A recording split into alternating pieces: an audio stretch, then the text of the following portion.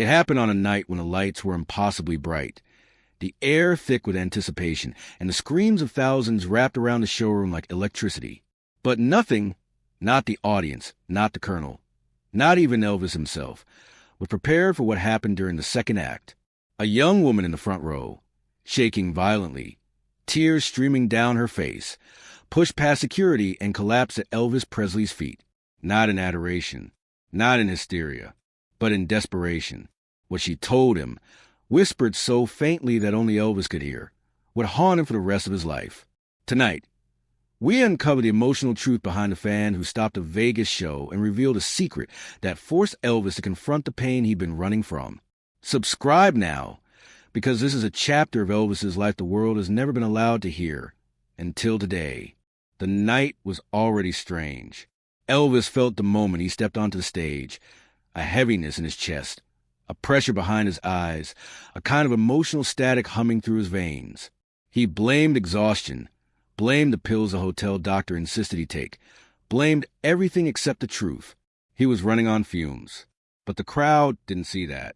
To them, he was a king, dazzling, untouchable, unstoppable. The band launched into You've Lost That Lovin' Feelin', and Elvis forced a smile as the spotlight washed over him. But his gaze kept drifting toward the front row, where a young woman sat stiffly between two older women. She wasn't screaming, wasn't cheering, wasn't even blinking. She was crying, silently, uncontrollably. Elvis noticed every detail, the way her hands trembled, the way she clutched something in her lap, the way her breaths came in sharp, uneven pulls. Halfway through the song, her chest began rising too fast. Her lips quivered. She whispered something he couldn't hear. Then she stood. Security tensed immediately, but Elvis lifted a hand, signaling them to wait. The girl stepped forward. Only one step, then her knees buckled beneath her. She collapsed onto the edge of the stage, gripping the platform with both trembling hands. Gasps filled the room. Elvis froze. He didn't know why, but something in him recognized her pain. Not her face, not her voice, but the desperation radiating off her like heat.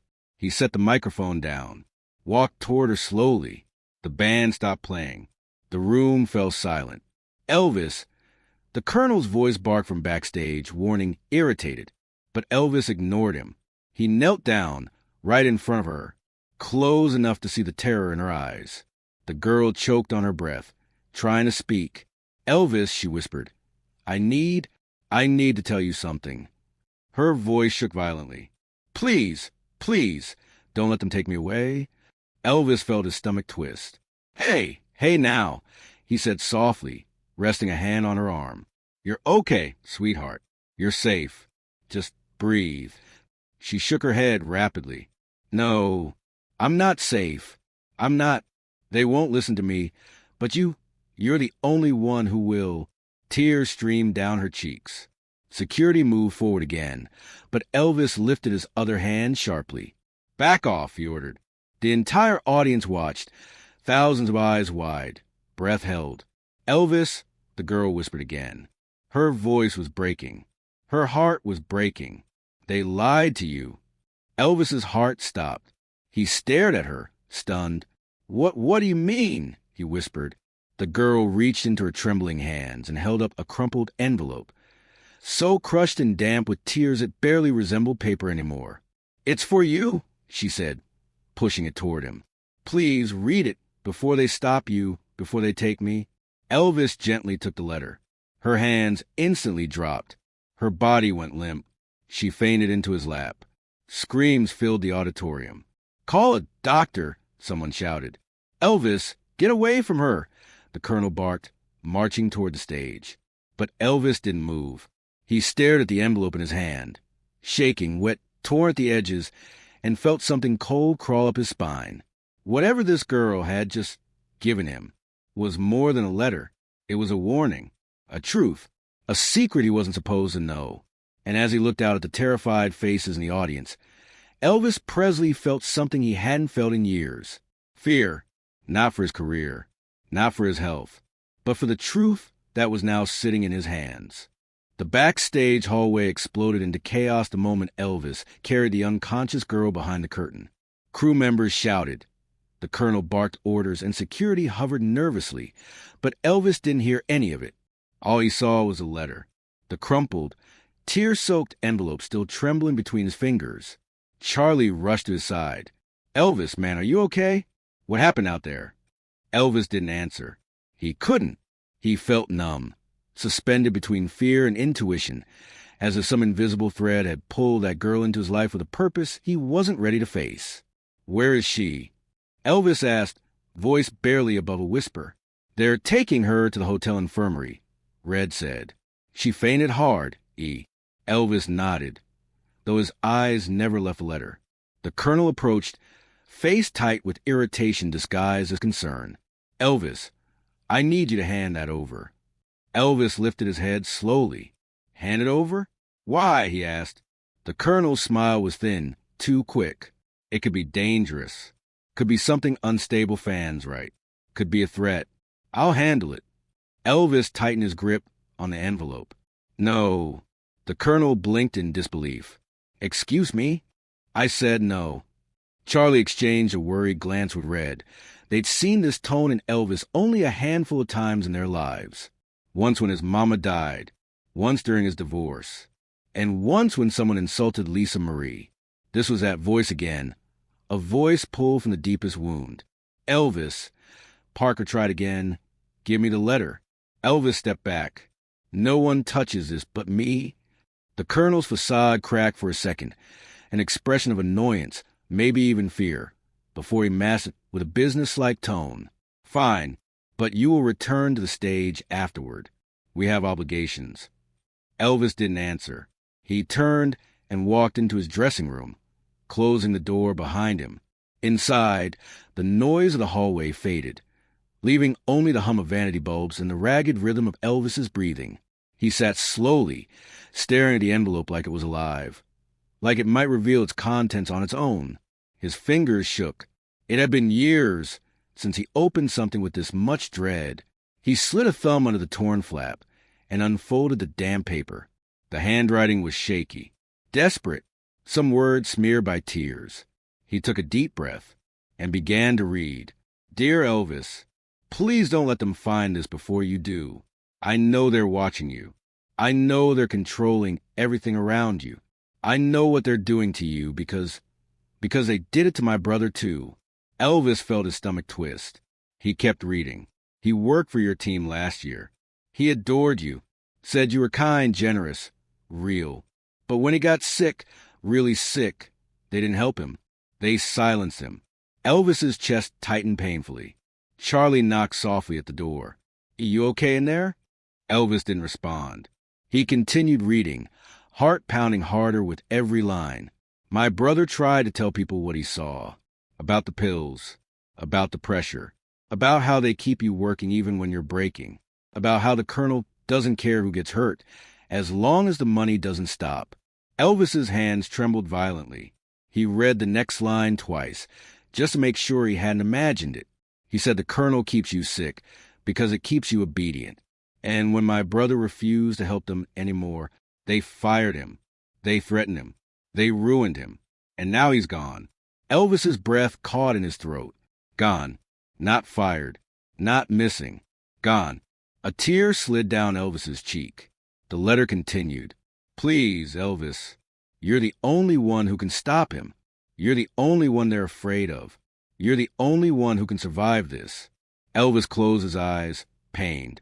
"I came tonight because I couldn't let you die the way my brother did. He believed in you. So do I.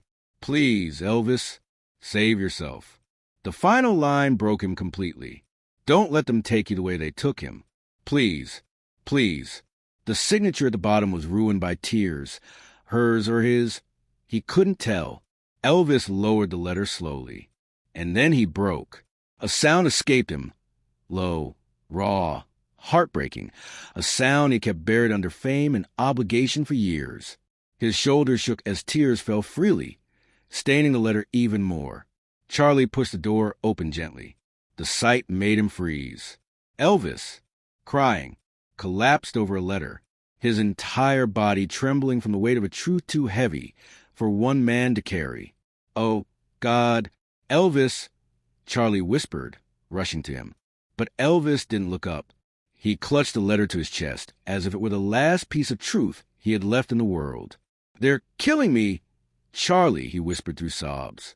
Charlie's heart shattered, and for the first time that night, he realized Elvis wasn't speaking metaphorically. Charlie kept one arm around Elvis's shoulders as he cried.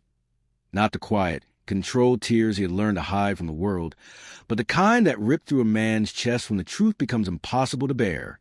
"Elvis," Charlie whispered, "talk to me. What's in the letter? What did she tell you?" Elvis didn't answer. He couldn't. His throat was too tight, his chest too heavy, his mind spinning with the words he'd just read. Don't let them take you the way they took him. The sentence echoed in his skull like a funeral bell. Finally, Elvis lifted his head. His face was flushed, eyes red and swollen, tears still streaming uncontrollably. "Charlie." His voice broke. "They killed her brother." Charlie froze. "Who?" he whispered. "The colonel." Elvis choked out. "His system, his pills, his pressure, everything. He destroyed that boy. And they hid it. They hid everything." Charlie felt his stomach twist. "Jesus." Elvis tried to stand, but his knees buckled. Charlie caught him. "Elvis, you need to breathe. Sit." "No," Elvis said, shaking. I need answers." He pushed himself up again, this time with raw determination fueling him. Charlie opened his mouth to protest, but Elvis cut him off. "I'm done being protected. I'm done being quiet. He's been lying to me for years. Charlie, years. And I'm going to hear the truth from his own mouth." Charlie hesitated, not because he doubted Elvis, but because he feared what the colonel would do when cornered. "Elvis, at least let Red come with us." Elvis nodded. "Get him." Red entered seconds later, face tense. "Elvis, what's going on?" Elvis held up the letter, his hand trembling. "This," he whispered, "is what's going on." Red read the first few lines, and a fury darkened his face. "That son of a—" "Where is he?" Elvis asked. "Down the hall," Charlie said, talking to security. Elvis took a shaky breath, wiped his face roughly, and walked toward the door. Not gracefully, not proudly, but with purpose. Charlie and Red flanked him on each side like guardians escorting a wounded king. The colonel was mid-sentence, lecturing two guards, when he saw Elvis approaching. His expression shifted. Irritation, then confusion, then something darker. Fear, maybe? "Elvis," he said, forcing an exaggerated smile, "you look terrible, son. We need to get you." "Did you know?" Elvis asked. The colonel blinked. "Know what?" Elvis held up the letter. "Did you know?" A flicker of recognition flashed in Parker's eyes. Too quick, too slight. But Elvis saw it. "Whatever that is," Parker said, tone sharpening, "it's from an unstable fan. You shouldn't." "Her brother worked for you," Elvis snapped. "Worked for me, and you ruined him." The hallway fell silent. The colonel's smile dropped. "Elvis, someone is filling your head with lies. You're emotional, you're exhausted. He died." Elvis shouted, the anger breaking through his grief. "He tried to tell the truth, and you destroyed him." Charlie put a steadying hand on Elvis's back, but Elvis stepped forward. "What did you do to that boy?" he demanded. The colonel's jaw tightened. "I didn't do anything. He was unstable. He couldn't handle the job." "That's not what his sister says." The colonel scoffed. "Oh, a sister with a sob story. People will say anything to get close to you, Elvis. Anything. Don't be naive." Elvis trembled with rage. "Naive?" he whispered. "Is that what you think I am?" Parker's silence was answer enough.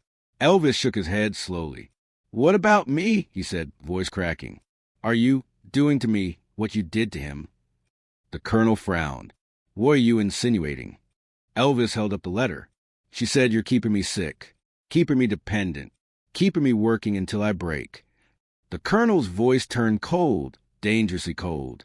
"Elvis, you need to understand something. You don't get to just walk away from this machine. I built this. I built you. Without me, You'd be nothing but a sad little boy from Tupelo. Red stepped forward, fists clenched. Watch your mouth. But Elvis raised a hand. He stepped even closer. His voice cracked, but it didn't shake. You didn't build me, Elvis said. My mama did. God did. The music did. You just chained yourself to my success. The colonel's face turned red. You're emotional, he hissed. You're being manipulated. You're not thinking clearly, Elvis. I am, Elvis said softly. For the first time in years, I am. The colonel took a step forward. Elvis, give me the letter. Elvis clutched it to his chest. No. Parker's eyes darkened. Elvis, I won't ask again. No. Elvis's voice thundered through the hallway. A nearby makeup artist flinched. A stagehand stepped back. Charlie's eyes widened. For the first time in his life, Elvis Presley wasn't afraid of Colonel Tom Parker. And the colonel knew it. This wasn't over. But it had begun. Elvis didn't remember walking back into the dressing room. One moment he was staring into the colonel's furious eyes, and the next he was staring at his own reflection, a reflection he barely recognized. His hands were still trembling. The letter was crushed against his chest. His breathing was shallow, uneven, painful. Charlie closed the door behind them gently, shutting out the chaos of the hallway. Charlie said softly, sit down. Please. Elvis didn't move. He stared at the mirror, watching tears silently form in his own eyes before he even felt them fall. Red stood behind him, arms crossed, jaw tight with anger he could barely contain. Elvis, Red said carefully, you did the right thing back there. You finally stood up to him. That took guts. But Elvis didn't hear him. His eyes remained fixed on the mirror, the dark circles, the sweat on his temples, the hair plastered to his forehead. The face staring back at him looked haunted, older, hurt, not the man the world worshipped, not the icon, not the king, just a broken man, a broken human being. Elvis. Charlie tried again, stepping beside him. Elvis lifted a hand slowly, pressing his fingertips to glass, as if trying to connect with a version of himself staring back. Charlie, his voice cracked. What happened to me? Charlie's eyes softened. You've been carrying too much for too long. Elvis swallowed hard. I used to love this, he whispered. The music, the crowds, the lights. I used to feel alive up there. Happy, grateful. But now, he dropped his hand from the mirror. Now I feel like I'm disappearing. Charlie's throat tightened. Red looked away, blinking fast.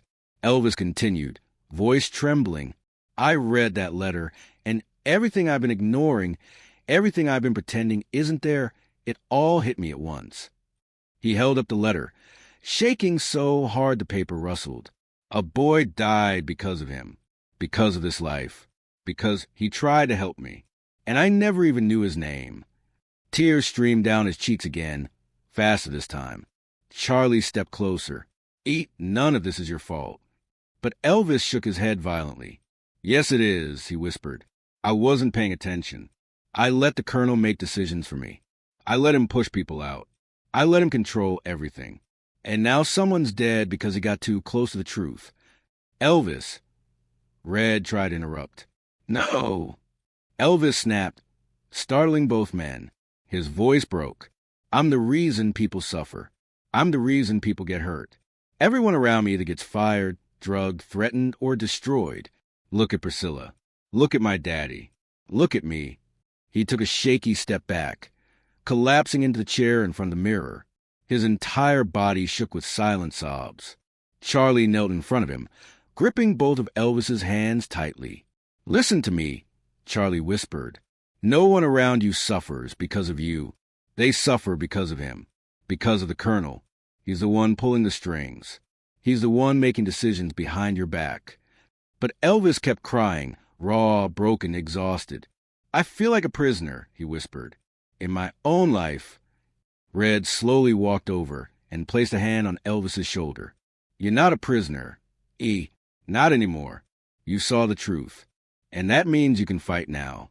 You can break free. Elvis shook his head. I don't know how. Charlie squeezed his hands. You don't have to know how. You just have to take one step, and we'll walk the rest with you. Elvis looked up, eyes red, voice small. I'm so tired, Charlie. Charlie felt his heart shatter. I know, E. I'm tired of pretending, tired of smiling, tired of being strong, tired of being Elvis Presley. He dropped his head into his hands. I just want to be me again.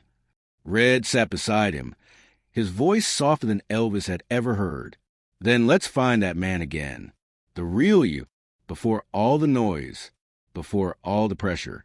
Elvis looked between them, his oldest friends, the only people left who hadn't betrayed him. And for a moment, the crushing loneliness eased. A single breath escaped him. Shaky, fragile, but real. Promise you won't leave me? He whispered. Charlie didn't even hesitate. Never. Red nodded firmly. You're stuck with us, E. Elvis closed his eyes. For the first time in years, he allowed himself to be held, to be vulnerable, to be human, to cry without shame. His tears soaked Charlie's shirt. His body trembled against Red's steady hands. And in that small dressing room, far from the stage, far from the fans, far from the illusion of perfection, Elvis Presley finally let himself break, so he could finally begin to heal. For a long time, Elvis stayed there, supported by Charlie and Red, allowing himself to cry in a way he hadn't done since he was a young boy in Tupelo, terrified of losing the only home he'd ever known. But eventually, the tears slowed. His breathing steadied. The trembling stopped. Not because the pain was gone, but because something else was rising underneath it. Resolve. Elvis lifted his head, eyes swollen, but clearer than they had been in years. Charlie wiped his face gently. You okay, E? Elvis nodded weakly. No, but I'm getting there. Red handed him a glass of water. Drink. You've lost a lot tonight. Elvis took a sip, staring down at the letter resting on the table. The words still stabbed him with every glance. Don't let them take you the way they took him. He exhaled shakily, then looked at his friends. I can't keep living like this. I can't keep pretending I'm fine. I can't keep letting anyone control my life. Charlie exchanged a hopeful glance with Red. This was the moment they'd prayed for. Elvis, Charlie said gently, what do you want to do? Elvis thought for a long moment. Then he whispered, I want out. Red blinked. Out of the show? Elvis shook his head. Out of his control. Out of the contracts. Out of the system he built around me. I want to break every chain he put on me. Charlie's breath caught in his throat. Elvis, that's huge. That's dangerous. The colonel won't just let you walk away. I don't care, Elvis said, voice deepening. If I stay, I die. If I leave, maybe I get to be myself again. Red sat on the chair across from him. E, what exactly are you thinking? Elvis leaned forward, elbows on his knees, eyes burning with a quiet intensity. I'm ending my contract. All of it. Vegas. Tours. The whole agreement with Parker. Charlie's heart pounded. Elvis, that's massive. The legal battles alone. I don't care. Elvis's voice wavered, but his conviction didn't. This isn't about money anymore. This is about survival. Red nodded slowly. There will be fallout, E. Big fallout. I know. Charlie hesitated. And what about the fans? Elvis lowered his gaze. The fans will understand. They always do. They deserve the truth. Maybe not all of it, but enough. He looked back up, eyes shining with exhaustion and determination. I want to live, Charlie. I want to see Lisa grow up. I want to wake up in the morning and not feel sick, not feel trapped, not feel like my life belongs to someone else. Charlie nodded, emotion choking him. That's all we ever wanted for you. Red leaned forward, placing a firm hand on Elvis's shoulder. Then let's do it. Let's take your life back. For the first time all night, Elvis smiled, small, weak but real. But the smile faded as quickly as it came.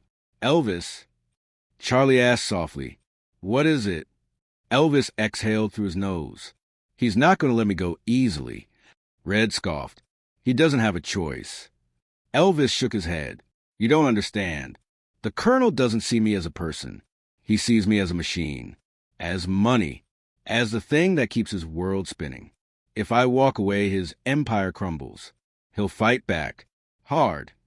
Charlie placed a hand on Elvis's arm. We'll stand with you. Elvis looked between them, the only two people in the world who hadn't betrayed him, and nodded. Tomorrow, Elvis said quietly, I'll confront him tomorrow. For real this time. Red's eyes narrowed. You sure you don't want us with you? Elvis shook his head. This is something I have to do alone. He needs to hear it from me. The real me, not the broken, exhausted shell he's been controlling. Charlie swallowed hard. Elvis, if something goes wrong. Elvis lifted a hand. No more fear. No more second-guessing. I am done being controlled. Tomorrow, the king takes back his crown. The room fell silent. Not the silence of grief. Not the silence of defeat. The silence of a man preparing for war. Elvis leaned back, looking at the ceiling, breathing deeply. I thought I'd lost myself, he whispered. Red shook his head. You're still here. You just needed to wake up. Elvis closed his eyes. Tomorrow would be the hardest day of his life. Tomorrow he would face the man who'd held him hostage for years. But tonight, he had taken the first step. And for the first time in forever, Elvis Presley wasn't afraid of the fight. He was ready for it. Elvis didn't sleep. Not for a minute. He sat on the edge of his bed in the dim early morning light, staring at the letter one last time. Every word carved deeper into him. Pain, loss, warning, truth. A truth he couldn't ignore anymore. By the time Charlie knocked on the door, Elvis was already dressed. Not in a jumpsuit, not in performance clothes, but in a simple black shirt and slacks. He looked less like the king and more like a man preparing to bury a part of his past. You ready? Charlie asked. Elvis didn't answer with words. He just nodded. The colonel's suite was at the end of the hallway. Lavish, expensive, full of things Elvis had unknowingly paid for. The closer they got, the heavier the air felt. Red joined them halfway, jaw clenched, eyes hard. You sure you want to do this alone? He asked. Elvis swallowed. Yes. They didn't argue. They stepped aside as Elvis approached the door. He knocked once. A pause. Then the colonel's voice came from inside, chipper, rehearsed, artificial. Elvis, come in, son. Elvis opened the door. The colonel smiled wide when he saw him. A smile Elvis had seen 1,000 times. A salesman's smile, a liar's smile. Elvis, we got a lot to talk about, Parker said, gesturing to a chair. Sit down. We need to discuss the show you abandoned last night. Costs, contracts, damages. I'm not here to talk about the show, Elvis said quietly. Parker's smile faltered. Elvis stepped forward, letter in hand. I know what you did. The colonel's eyes flicked to the paper. And for the first time, Elvis saw something real beneath the facade. Fear. Elvis, whatever is in that letter. It's the truth. Elvis's voice rose. A boy died. A boy who worked for you. For me. And you hid it from me. Parker stiffened. Elvis listened. No. Elvis roared, startling even himself. You listen. Silence cracked through the room like lightning. Elvis continued, voice trembling but steady. I know about the pills. I know how long you've been controlling what I take. I know you've been keeping me sick, keeping me exhausted, keeping me dependent. Parker's jaw clenched. Elvis, you're speaking nonsense. Someone has filled your head with lies. This is hysteria. This is murder. The colonel froze. Elvis took another step forward. You used me. You drained me. You made decisions about my body, my health, my life, without my permission. And when someone tried to expose you, you destroyed him. Elvis, you destroyed me. Parker's eyes flashed. His voice turned sharp, cold, venomous. You think you can walk away from me? You think you can erase 20 years of success? I made you. I built your empire. Without me, you're nothing but a singer with a pretty face and no idea how the real world works. Elvis didn't flinch. You didn't build me, he whispered. My mama did. God did. And the music did. You just trapped me inside something I didn't see until now. Parker's face reddened. You owe me everything. Elvis shook his head. I owe you nothing. The colonel stepped forward, puffing his chest. You can't fire me. I just did. Parker's voice cracked. You walk out that door, Elvis, and I'll ruin you. I'll destroy your finances. I'll expose your weaknesses. I'll bury you before you have the chance to bury me. Elvis swallowed hard, because he believed him. The colonel was capable of anything, but he found the strength anyway. That's fine, Elvis whispered, because at least I'll die as myself. That stunned Parker. Elvis, don't do something stupid. Elvis stepped closer, close enough to smell the cigar on his breath. I've done stupid things all my life, he whispered, and staying with you was the stupidest. The colonel blinked. Elvis turned away. He reached the door. His hand touched the knob. Behind him, Parker's voice cracked for the first time. Elvis, if you leave me, what happens to me? Elvis paused. He didn't turn around. That's the first honest question you've asked in years, he said softly. Then he opened the door. Charlie and Red were waiting for him in the hallway. When Elvis stepped out, they saw something in his eyes they hadn't seen in a long time. Peace. Painful peace. Hard-earned peace. Charlie placed a hand on his shoulder. You okay? Elvis wiped a tear that had escaped. I think this is the first time in a long time I'm okay. Red smiled. You did it, E. Elvis nodded. No, I survived it. They walked down the hallway together, slowly, quietly, but with purpose. Behind them, the door to the colonel's suite closed forever. Elvis didn't look back. He didn't need to. For the first time in years, the future didn't feel like a cage. It felt like freedom. And Elvis Presley walked toward it with steady steps and a heart finally beginning to heal.